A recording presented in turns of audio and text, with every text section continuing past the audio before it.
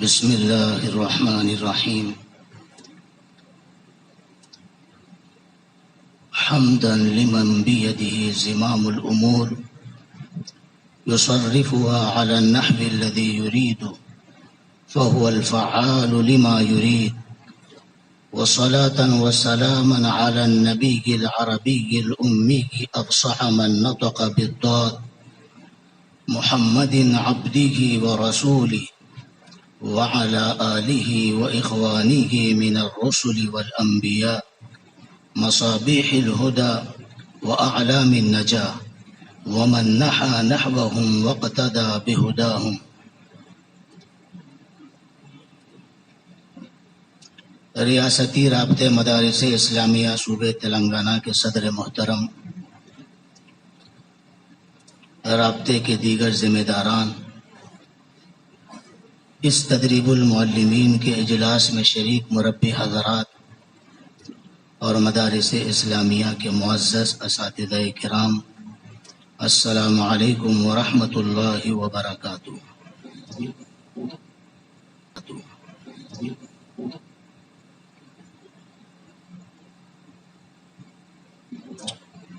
چند تمہیدی باتیں دیکھ کر سنانا چاہ رہا ہوں اگر اجازت ہو. آپ مختلف مدارس سے وابستہ اصحاب تدریس اور قابل و فاضل اساتذہ کرام ہیں. یہ بندہ اپنی نوعمری اور ناقص علم کی وجہ سے اپنے کو اس کا اہل ہرگز نہیں سمجھتا کہ نحو کے طریقے تدریس جیسے اہم موضوع پر آپ سے گفتگو کرے، مگر بڑوں کے حکم کی تعمیل میں حاضر خدمت ہے.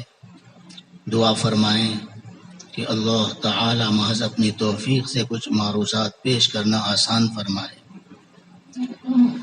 رابطے مدارس اسلامیہ کے بنیادی مقاصد میں باہم ربط و اتحاد کا فروغ، مدارس اسلامیہ کو درپیش داخلی و خارجی مسائل و مشکلات کے ازالے کے ساتھ ساتھ نظام تعلیم و تربیت کا استحکام بھی ہے، اور آج کا یہ اجلاس اسی مقصد کے تحت منعقد کیا گیا ہے.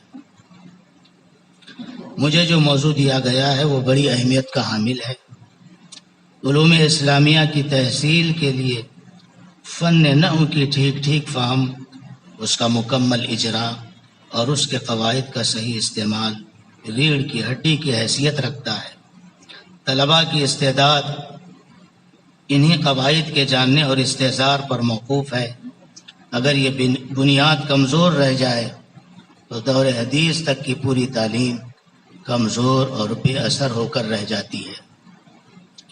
نظام تعلیم کے 4 بنیادی ارکان ہیں: معلم، متعلم، نصاب تعلیم اور طریق تعلیم. نظام تعلیم کے 4 بنیادی ارکان ہیں: معلم، متعلم، نصاب تعلیم اور طریق تعلیم. اگر معلم رجال ساز اور فن کا ماہر، متعلم باذوق اور محنتی، نصاب تعلیم مناسب اور مفید اور طریق تعلیم دلچسپ اور مؤثر ہو تو مقصد میں کامیابی مل سکتی ہے، ورنہ خاطر کا فائدہ نہیں ہوگا.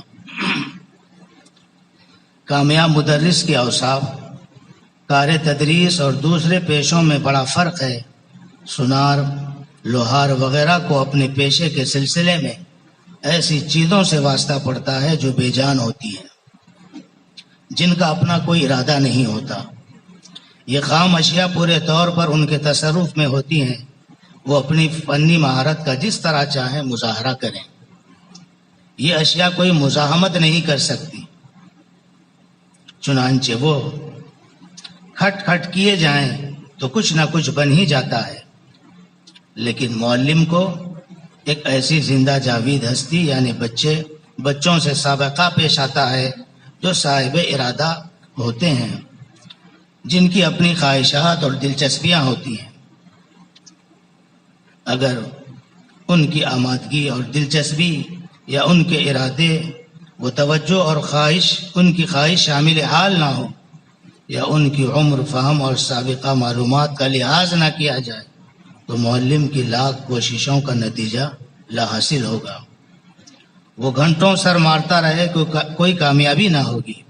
بنا بری ایک اچھے معلم کے لیے ضروری ہے کہ وہ بچے مضامین کے مواد اور طریقے تدریس تینوں سے بخوبی واقف ہوں۔ بچے مضامین کے مواد اور طریقے تدریس تینوں سے بخوبی واقف ہو اور ان صفات کا حامل ہو جو بچوں سے بحسن خوبی نمٹنے اور ان کو فیض پہنچانے کے لیے درکار ہیں۔ کامیاب مدرس وہ ہوتا ہے جس کے دل میں طلباء کی شفقت اور ان کو کچھ دینے بلکہ پلا دینے کا جذبہ ہو، جو امانت و عہد کا پاسدار اور ذوق سلیم کا حامل ہو، جس کو احساس ذمہ داری بھی ہو، مخاطبین کے احساسات اور صلاحیتوں کو بھانپنے والا ہو، نیز خوف خدا اور انابت اللہ کی دولت سے بھی مالا مال ہو۔ ایسے استاذ پر حق جل مجدہ و تمام احوال اور اسباب کھولتے ہیں جو ایک وقت کی پکار اور طلبگار کی پیاس اور ارباب اہتمام کی جستجو و تلاش ثابت ہوتی ہے۔ وہ ایسا اسلوب اختیار کرتا ہے جو سب کے لیے یکساں مفید ثابت ہوتا ہے۔ حقیقی علم کے حصول اور اس میں گہرائی پیدا کرنے کے لیے معلم کی طرح ہر متعلم کے لیے ضروری ہے کہ وہ اپنے اندر علم کا شوق اور انہماک، محنت و جستجو، کتب بینی، تکرار و مطالعے کی عادت، زہد و ورع، تقوی و طہارت، خشیت و انابت اور دیگر خوبیوں اور کمالات سے اپنے آپ کو متصف کرے۔ معزز اساتذہ کرام، ہم پر اللہ تعالیٰ کا بڑا احسان ہے کہ ہزاروں میں سے ہم کو پڑھانے کے لیے منتخب فرمایا، اور اس کا شکر یہ ہے کہ ہم طلباء کے لیے پڑھانے کا جو اچھا طریقہ ممکن ہو اسے اختیار کریں۔ کسی شاعر نے کیا ہی خوب کہا ہے، لو جان بیچ کر بھی جو علم و ہنر ملے، لو جان بیچ کر بھی جو علم و ہنر ملے، جس سے ملے جہاں ملے جس قدر ملے۔ فن تدریس بھی ایک ہنر ہے، اس کا طریقہ جس سے ملے جہاں ملے جس قدر ملے لینا چاہیے۔ خود ما صفا و دع ما قدر، صحیح بات جہاں سے ملے لے لو، خرابی جہاں کہیں بھی نظر آئے چھوڑ دو۔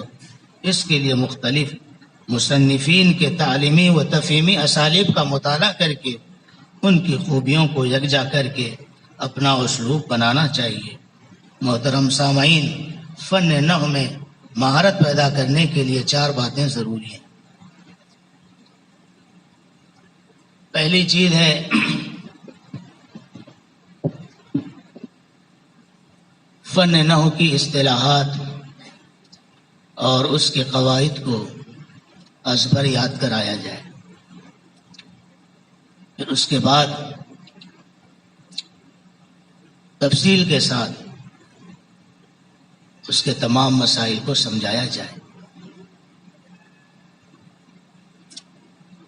ان 2 مرحلوں سے گزرنے کے بعد دلائل و علل اور قیل و قال کی طرف متوجہ ہوا جائے۔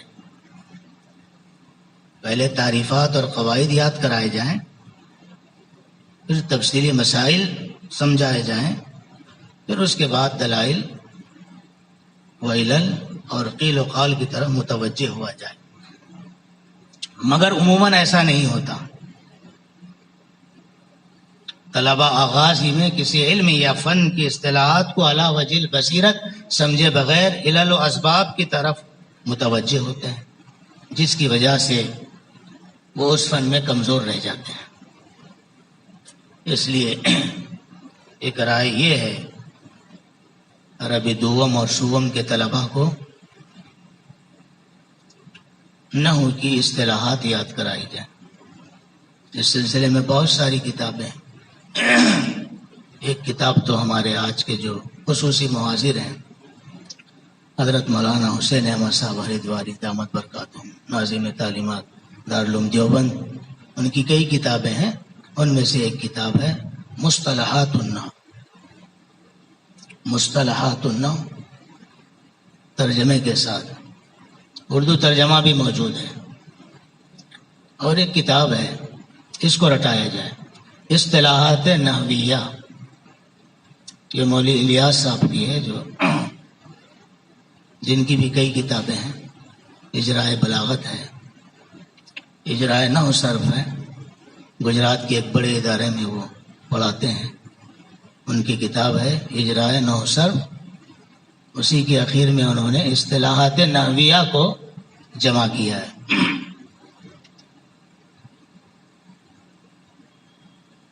پہلی بات تو یہ تھی، اور دوسری بات یہ ہے سبق کے بعد اس کی تمرینات دی جائیں۔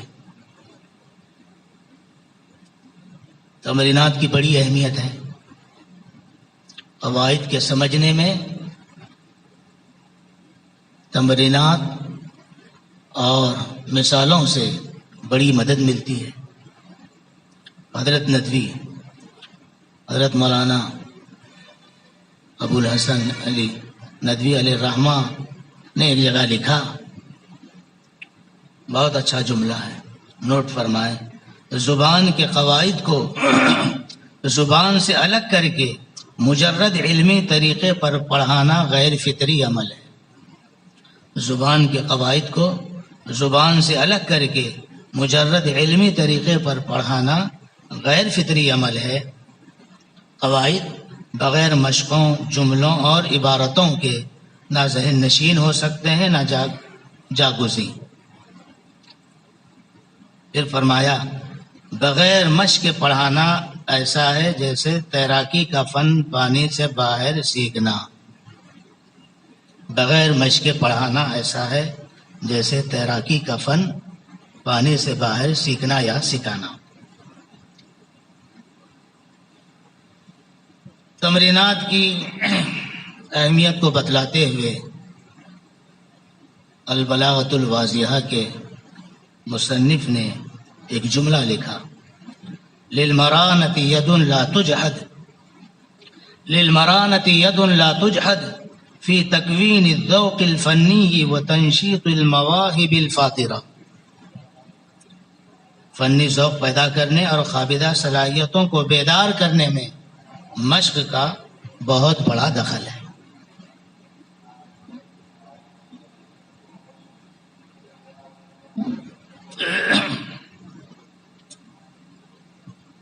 درس میں جو کتابیں ہیں وہ مختلف قسم کی ہیں۔ بعض کتابیں وہ ہیں جن میں صرف سوالات ہیں، بعض وہ ہیں جن میں سوالات کے ساتھ ساتھ تمرینات بھی ہیں۔ جن میں تمرینات ہیں وہ کتابیں ضخیم ہیں، ان کتابوں میں تفہیمی اسلوب غالب ہے، ان کتابوں کا رٹنا تھوڑا سا دشوار ہے، اس لیے نصاب میں ایسی کتابیں رکھی جاتی ہیں جو مختصر ہوں اور ان میں تمرینات نہ ہوں، اور کہا جا رہا ہے کہ تمرینات دینا یہ اساتذہ کے ذمے ہے، اور یہ چیز بہت کم قابو میں آتی ہے۔ الگ سے تمرینات تیار کرنا، تختے سیاہ پر لکھوانا ایک بڑا اور محنت طلب کام ہے۔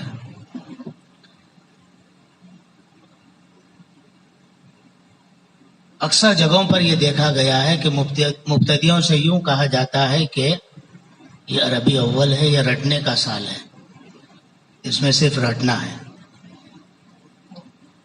بہت اچھی بات ہے، رٹانا چاہیے، رٹنا چاہیے، ایک ہی بیٹھک میں پوری کتاب سنی جائے، بہت اچھی بات ہے، مگر رٹنے کے ساتھ ساتھ سمجھایا جائے، مثالیں دی جائیں۔ ایک اقتباس نقل کیا جا رہا ہے تیسیر النحو سے، جن کتابوں میں تمرینات ہیں وہ عام طور پر داخل درس نہیں ہے، کہا جاتا ہے تمرینات دینا اساتذہ کے ذمے ہے، لیکن عملی طور پر یہ چیز بہت کم قابو میں آتی ہے۔ مبتدیوں سے کہا جاتا ہے کہ اس وقت صرف رٹ لو، سمجھنا تمہارے بس کی بات نہیں، آئندہ بڑی کتابوں میں سمجھ میں آ جائے گا، اور اگلے درجے میں عبارت، ترجمہ اور مطلب کے قابو میں آنے تک گھنٹہ ختم ہو جاتا ہے، اور تمرینات دینے کے لیے وقت نہیں رہتا۔ عربی اول کے اکثر طلباء ذی شعور اور بالغ ہوتے ہیں، ایسے طلباء کو بے فہم یا کم فہم سمجھ کر انہیں سمجھانے سے گریز کرنا، صرف طوطے کی طرح رٹانا سمجھانے اور تمرینات کے دینے کو اگلے درجے پر چھوڑ دینا انتہائی نامعقول اور نامناسب فیصلہ ہے۔ اس کا نقصان یہ ہوتا ہے کہ ابتدائی کتاب کو سمجھے بغیر رٹنے والے طلباء اونچے درجے میں پہنچ کر فن سے وحشت کرنے لگتے ہیں، جس کی وجہ سے ان کی پوری علمی زندگی خطرے میں پڑ جاتی ہے۔ ایسے ہی طلباء جب عبارت خوانی میں غلطیاں کرتے ہیں تو ان پر مختلف فقرے کسے جاتے ہیں۔ اس لیے ضروری ہے کہ طلباء کو سمجھا کر پڑھایا جائے۔ بغیر سمجھے صرف رٹنا نہایت مضر ہے۔ اس سے قوت ادراک اور فہم متاثر ہوتی ہے، بلکہ بعض دفعہ فن سے نفرت ہو جاتی ہے۔ اس بات کو حوالے سے نقل کیا جا رہا ہے۔ صاحب تحفہ شاہ جہانی فرماتے ہیں: ایاک ان تحفظ من غیر ان تفهم المعانی المرادة منها فإنها تورث البلادة واعوجاج الطبعیہ بل انها تسلب قابلیت الادراک وإیاک ان تنظر بنظر اجمالی من غیر ان تعقبه دقة النظر والاستبصار فإن ذلك من سوالب الادراکات ومورثات البلادات والاعوجاج فی الطبائع۔ بغیر سمجھے، بغیر مراد سمجھے لفظ کو یاد کرنے سے بچ، کیونکہ یہ بات کن ذہنی اور طبیعت میں کجی پیدا کرتی ہے، بلکہ یہ بات ادراک کی قابلیت طلب کر لیتی ہے۔ اور اس بات سے بھی گریز کر کہ کتاب میں باریک بینی اور بصیرت کے بغیر اجمالی نظر دوڑائے، کیونکہ یہ چیز بھی ادراک کو سلب کر لیتی ہے، کن ذہنی اور طبیعت میں کجی پیدا کرتی ہے۔ تمرینات میں جہاں بہت ساری روزمرہ کی مثالیں دی جاتی ہیں، وہیں ہمیں اس بات کی کوشش کرنی ہے کہ قرآن کریم کی مثالیں دی جائیں، تاکہ حفاظ طلباء قرآن کریم سے مانوس ہوں اور انہیں یقین ہو جائے کہ اس فن کا قرآن کریم سے تعلق ہے۔ اس سلسلے میں بہت ساری کتابیں لکھی گئی ہیں جن میں قرآنی مثالیں ہیں۔ مثلا 50-60 سال پہلے ایک کتاب لکھی گئی، مولانا عبدالصمد رحمانی نے تیسیر القرآن کے نام سے ایک کتاب لکھی ہے۔ اس کتاب میں انہوں نے نحو کی قرآنی مثالوں کو جمع کیا ہے، اور یہ مارکیٹ میں موجود نہیں ہے، اس کی فوٹو کاپی کرانی پڑے گی، بعض جگہوں پر موجود ہے، میرے پاس بھی ہے۔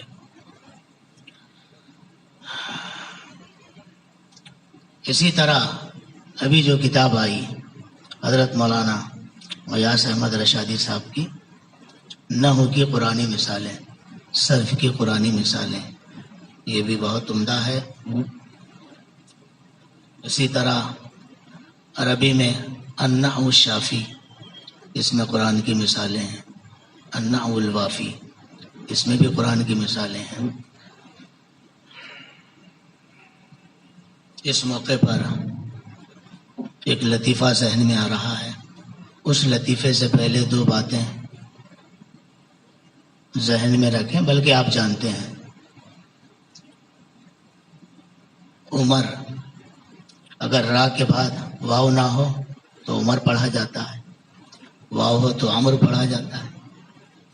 دوسری بات، داؤد میں 2 واو ہیں، تو قاعدہ ہے کہ تخفیف کے خاطر ایک واو کو ہٹایا جائے گا اور جو واو باقی ہے اس پر الٹا پیش لگایا جائے گا، داؤد۔ تو کتابوں میں لطیفہ ہے کہ ایک جگہ پر بادشاہ کو فن نحو سیکھنے کا شوق ہوا، انہوں نے اس فن کے جو واقف کار تھے ان سے ملاقات کی اور پڑھنے کا ارادہ کیا۔ پڑھنے کے دوران جب انہوں نے یہ مثال سنی، ضرب زید عمرا، تو بادشاہ نے پوچھا کہ زید نے عمر کی پٹائی کیوں کی، عمر کا کیا قصور ہے؟ اگر اس کا کوئی قصور نہیں ہے تو زید ظالم ہے، اس کو حاضر کیا جائے، اس کو سزا دی جائے گی۔ پڑھانے والوں نے کہا ایک فردی مثال ہے، مگر بادشاہ اپنی بات پر جمے رہے اور اساتذہ تھکتے رہے، 1 2 3 4۔ ایک استاد نے کہا کہ میں بادشاہ کو سمجھاؤں گا اسی مثال سے، ضرب زید عمرن کے ذریعے ہی قاعدہ سمجھاؤں گا۔ سب خوش ہو گئے اور وہ انتظار میں تھے کہ وہ کس طرح سمجھائیں گے۔ تو بادشاہ کو پڑھانا شروع کیا۔ جب اس مثال پر پہنچے ضرب زید عمرن، تو پھر بادشاہ نے وہی بات پوچھی کہ زید نے عمر کی پٹائی کیوں کی؟ تو استاد نے جواب دیا کہ بات یہ ہے کہ عمر نے، زید نے عمر کو روکا، سمجھایا کہ وہ آپ کے نام سے ایک واو کو نہ ہٹائے، تو عمر نے آپ کے مبارک نام سے ایک واو ہٹا کر اپنے نام کے اخیر میں لگا دیا، چرا کر واو لگا دیا۔ زید نے سمجھانے کی کوشش کی، عمر نے نہیں مارا، اس لیے پٹائی کرنی پڑی۔ تو پھر بادشاہ نے کہا کہ بہت اچھی بات، اس طرح ہونا چاہیے، جو ہمارے نام کے اندر تبدیلی کرے اس کی اسی طرح بار بار پٹائی ہونی چاہیے۔ تو ضرب زید عمرن کے بجائے، مار دھاڑ قتل و غارت گیری کے بجائے ایسی مثالیں دی جائیں جو پڑھنے اور لکھنے سے متعلق ہوں، کتبا، قرأ، سمعا، اس طرح کی مثالیں ہوں۔ تو 2 باتیں ہوئی۔ پہلی بات جی اصطلاحات یاد کرائی جائیں، اور دوسری بات تمرینات دی جائیں۔ تمرینات میں بھی جدید طریقے تعلیم میں مختلف الانواع تمرینات کی بڑی اہمیت ہے۔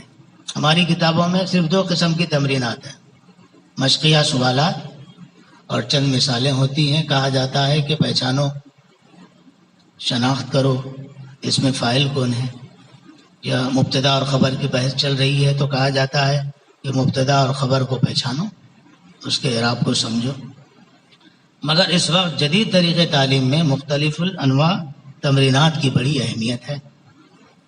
مثلا خالی جگہوں کو پر کیجیے، صحیح جواب کی نشاندہی کیجیے، الف کے تحت دیے گئے الفاظ کو با کے تحت دیے گئے الفاظ سے لکیروں کے ذریعے جوڑیے، سوالات کے جوابات دیجیے، غلط جملوں کو درست کیجیے۔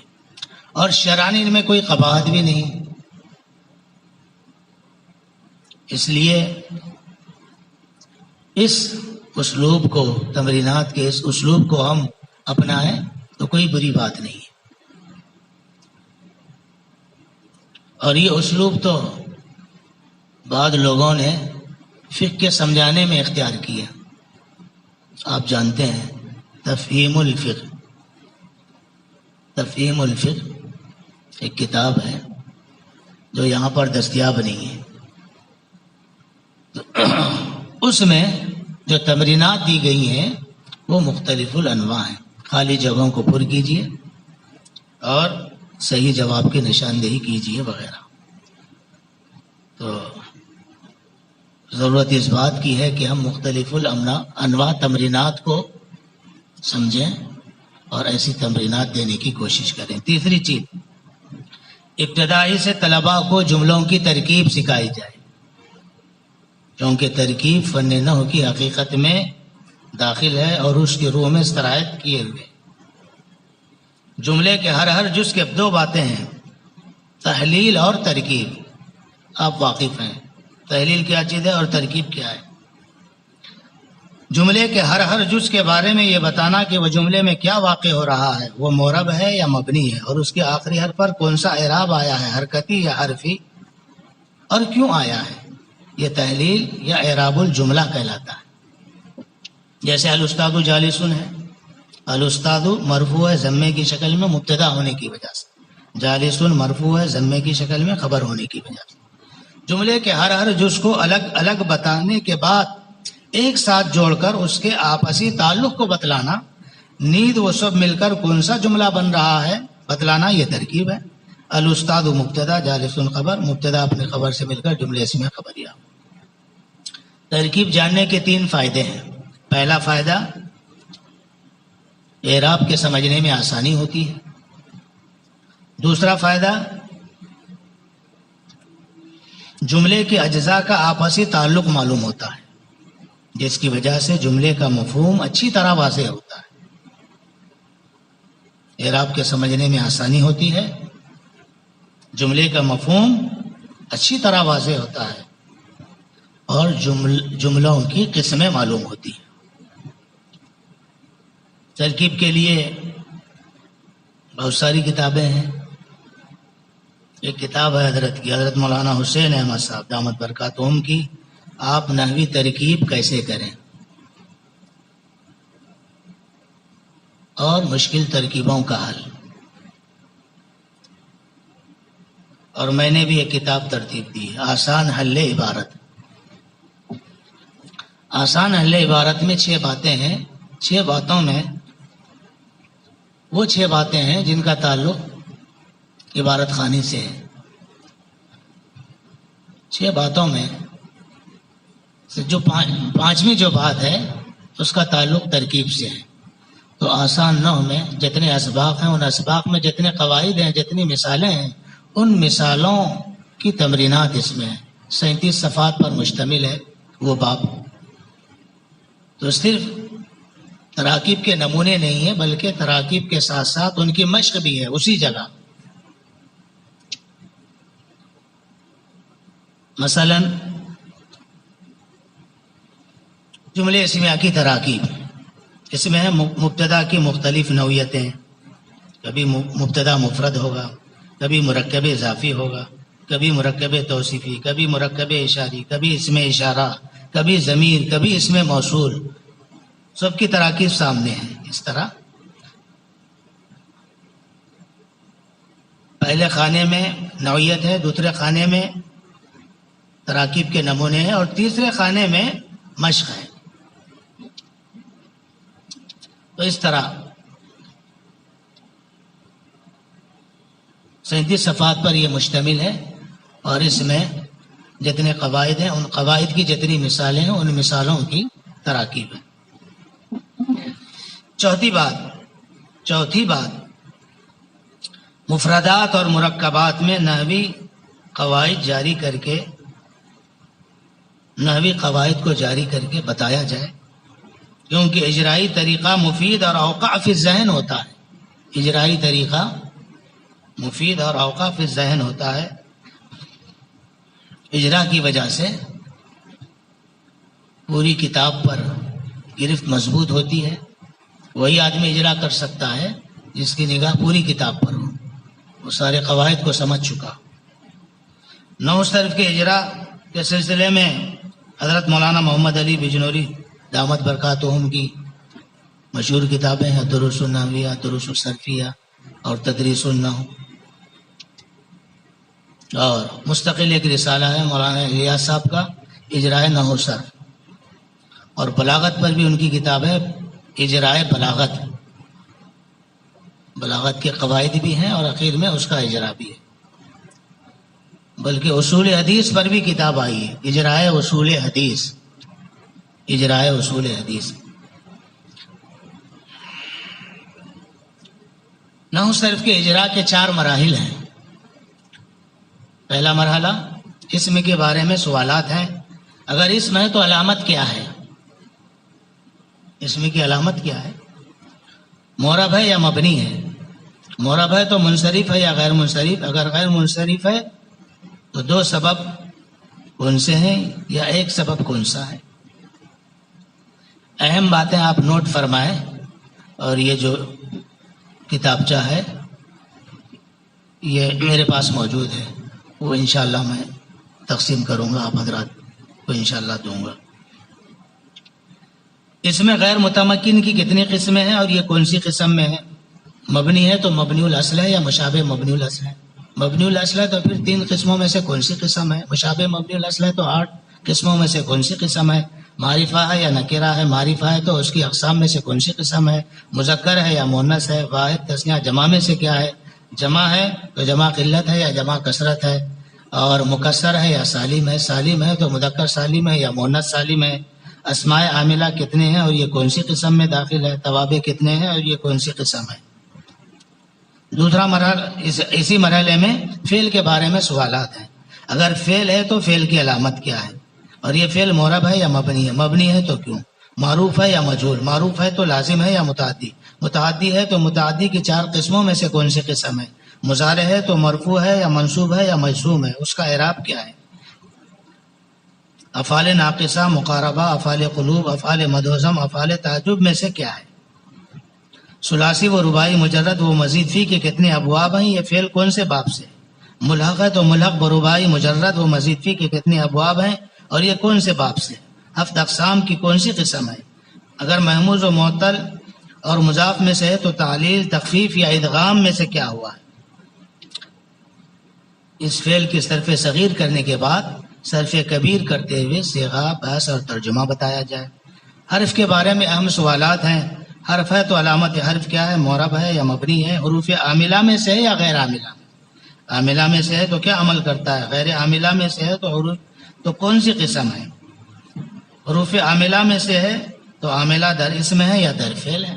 در اسم ہے تو اس کی 7 قسموں میں سے کون سی قسم؟ مضارع پر داخل ہے تو حرف ناصب ہے یا جازم ہے؟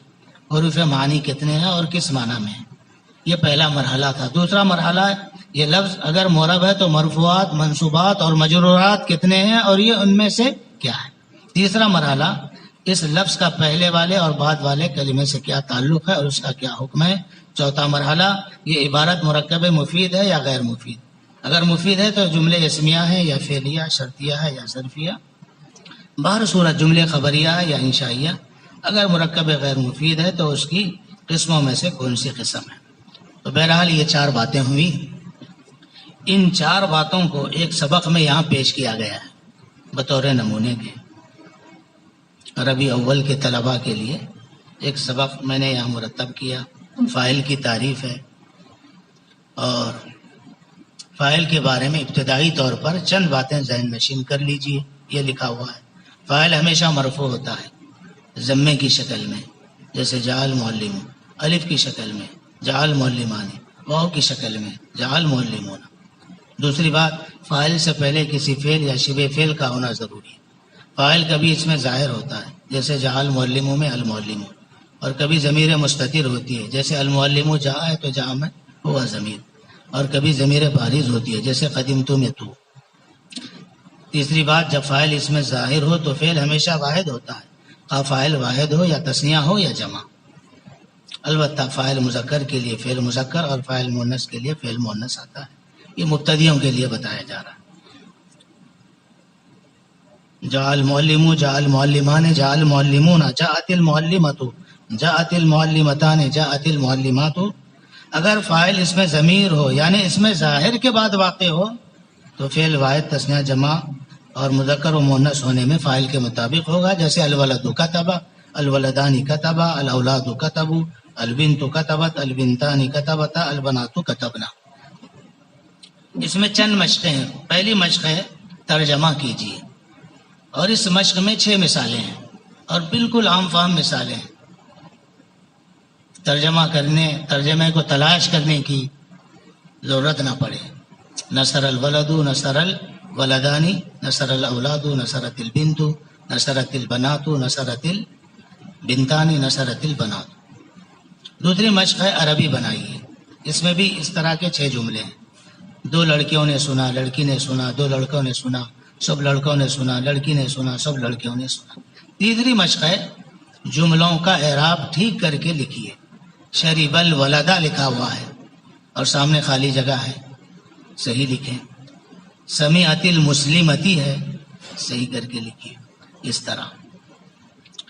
اور چوتھی مشق ہے نیچے دیے ہوئے جملوں کو درست کر کے سامنے لکھیے۔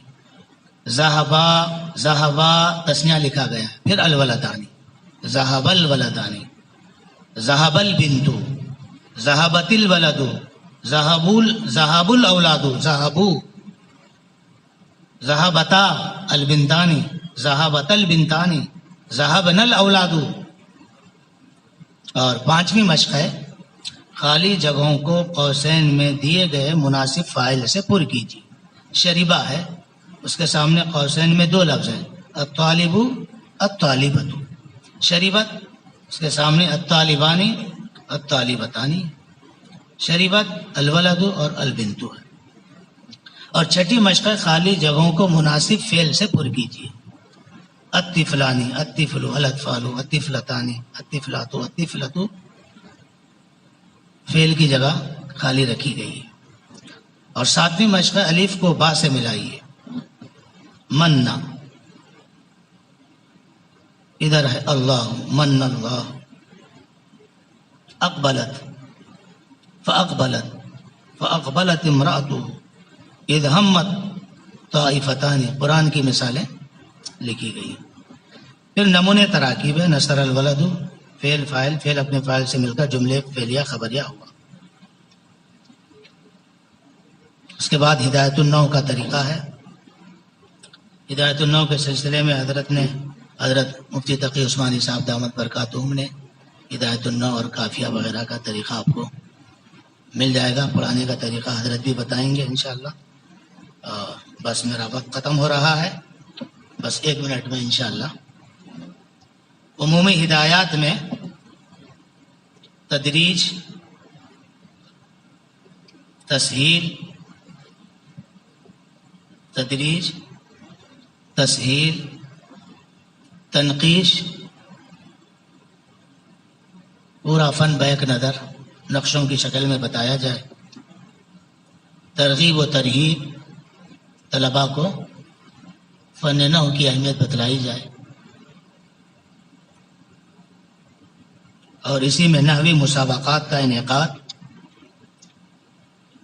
5ویں چیز تقریب، یہ اہم چیز ہے میں جو بتانا چاہ رہا ہوں۔ اردو نحو صرف کے قواعد پہلے بتائے جائیں، پھر عربی نحو صرف پڑھائی جائے۔ اس کا ہم نے تجربہ کیا، اور ایک کتابچہ بھی یہاں پر موجود ہے، وہ انشاءاللہ آپ کو دیا جائے گا۔ 50 صفحات پر مشتمل ہے اردو نحو۔ یہ 2-4 دن میں آپ لکھا سکتے ہیں، رٹانے کی ضرورت نہیں ہے، سمجھایا جائے طلباء کو۔ اور یہ ورک بک ہے، اس میں وہ لکھ لیں تو انشاءاللہ وہ عربی نحو سے مانوس ہو جائیں گے، اور سمجھنا ان کے لیے آسان ہو جائے گا۔ تقریر کا مطلب ایسی کتاب نصاب میں ہونی چاہیے جو مفید ہو، اور دارالعلوم دیوبند میں جو اجلاس ہوا اس میں یہ بات کہی گئی، نصاب میں تبدیلی کے بجائے 4 کام کیے جائیں۔ کتابوں کو جدید انداز میں طبع کرایا جائے جو نصاب میں شامل ہیں۔ پہلی بات، ذیلی عنوانات لگائے جائیں۔ تیسری چیز، رموز املا کا استعمال کیا جائے، اور چوتھی چیز، تمرینی سوالات کا اضافہ بھی کیا جا سکتا ہے۔ کتاب کے ظاہری اوصاف بھی ضروری ہیں، سر ورق ٹھیک ہو، کاغذ ٹھیک ہو، طباعت درست ہو، قد و قامت مناسب ہو، ضخامت بھی ٹھیک ہو۔ تفویض ہے 7ویں چیز، کہ ایسے استاذ کو وہ فن دیا جائے جو اس فن سے ذوق، اس فن کا ماہر ہو۔ یا بقول حضرت تھانوی کے کامل نہ صحیح طالب کسی تو کیفیت رکھتا ہو، کامل نہ صحیح طالب کسی تو کیفیت رکھتا ہو۔ اور علامہ یوسف قرداوی علیہ الرحمٰ نے کہا، بہت اہم جملہ ہے، کئی مدارس و جامعات میں آپ بہتر نصاب تو ضرور پائیں گے، کئی مدارس اور جامعات میں آپ بہتر نصاب تو ضرور پائیں گے، لیکن اچھا استاد آپ کو نہیں ملے گا۔ اگر کوئی علمی نقطہ نظر سے بہتر بھی ہوتا تو ایمانی قوت کے لحاظ سے وہ مردہ دل ہوگا۔ ہمارا اپنا مشاہدہ ہے کہ ہم نے اسلامی علوم میں موضوع کے لحاظ سے بڑی عمدہ کتابیں لکھی، لیکن ان کتابوں کو ایسا استاد میسر نہیں آیا جو انہیں تر و تازگی کے ساتھ زندہ جاوید طلباء تک منتقل کر سکے، بلکہ مردہ دل اساتذہ نے زندہ موضوعات کو مردہ بنا دیا۔ الغرض، فن نحو ایک بنیادی اور ضروری فن ہے، بقول علامہ سیوطی علیہ الرحمٰ کے، من فاتہ النحو فاتہ المعظم، جس نے فن نحو کو حاصل نہیں کیا وہ علم کے ایک بڑے حصے سے محروم رہا۔ یہاں تک کہ ابو البرکات الانباری لکھتے ہیں الائمۃ من السلف والخلف اجمعوا قاطبۃ علی انہ شرط فی رتبۃ الاجتہاد، ائمہ متقدمین و متاخرین نے اس بات پر اتفاق کیا ہے رتبہ اجتہاد کے حصول کے لیے فن نحو شرط ہے، اس لیے اس کے طریقے تدریس میں اصطلاحات و قواعد کی حفظ و فہم کے ساتھ ساتھ تمرینات اور تراکیب و اجراء کی طرف خصوصی توجہ دینے کی ضرورت ہے۔ یہ چند منتشر باتیں تھیں جنہیں سن کر آپ نے میری ہمت افزائی فرمائی، اس پر میں آپ کا شکر گزار ہوں۔ سما خراشی پر معذرت خواہ ہوں۔ نیز میں اس اجلاس کے روح رواں صدر محترم حضرت مولانا نمون اسلاف حضرت مولانا عبدالقوی صاحب دامت برکاتہم اور دیگر ذمہ داران جو رابطہ مدارس کے ذمہ داران ہیں، ان کا میں ان کا ممنون ہوں کہ انہوں نے مجھے اپنی گزارشات کو رکھنے کا موقع عنایت فرمایا۔ آخر میں اس شعر کے ساتھ رخصت ہوتا ہوں۔ رہبر بھی یہ ہمدم بھی یہ غمخوار ہمارے، رہبر بھی یہ ہمدم بھی یہ غمخوار ہمارے، استاد یہ قوموں کے ہیں معمار ہمارے۔ وآخر دعوانا ان الحمد للہ رب العالمین۔